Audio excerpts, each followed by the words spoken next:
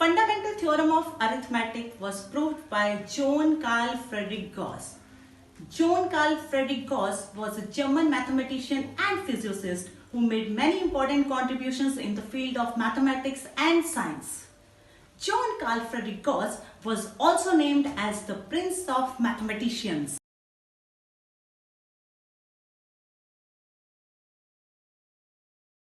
Hello friends, I am Nectar and I welcome you to my math class. And today we are going to study about one of the major contributions of Johann Carl Friedrich Gauss in the field of number theory, and that is fundamental theorem of arithmetic. So let's start.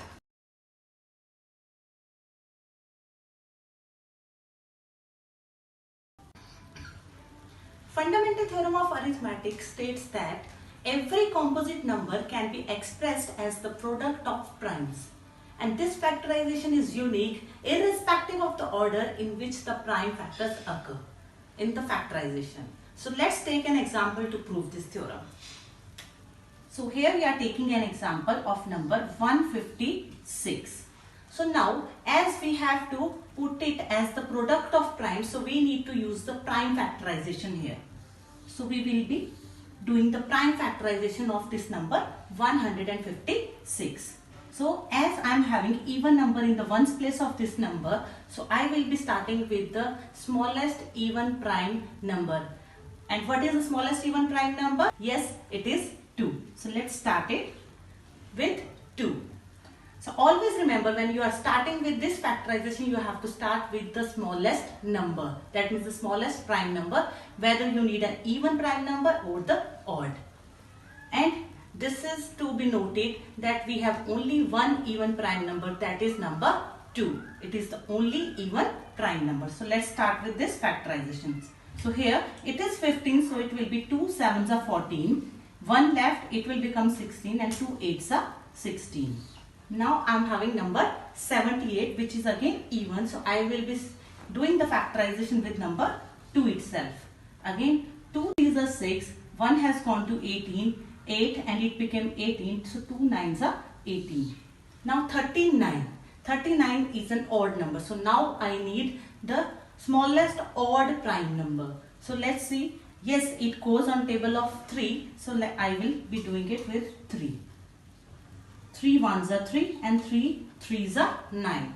Now 13 itself is a prime number which doesn't come in any other table. So here we have to take 13 in order to end this factorization. So see. So what are the factors of this number 156? It can be expressed as the product of 2 into 2 into 3 and into 30. Now see, according to this theorem, if we change the order of these factors, the product will remain unaffected. So let's check that. So if I change the order of these factors in this multiplication, so let's write it as 3 into 2 into 13 into 2. That's it, right? So if I have changed the order of this factorization, still the product will remain 156. So we can take one more example, that is 340. So let's factorize it. In case of 340, so we have to again, as it is a even number, so we have to again start with the smallest prime number, that is number 2. So 2 1s are 2, then I will be having 14, 2 7s are 14, and then 0. Again even number, so we have to start with 2. So 2 8s are 16 and 2 5s are 10. Now see, am I able to divide this on the table of 3? No. Why? Let's check that. 3 2s are 6 and it will become 25, which doesn't come in the table of 3. So we have to go with the next prime number, that is number 5. So 5 1s are 5 and 35 it will become 5 7s are 35. Now 17 itself is a prime number, so it will be 17 1s are 17. So let's check the prime factors of this. Now 340 can be expressed in the form of,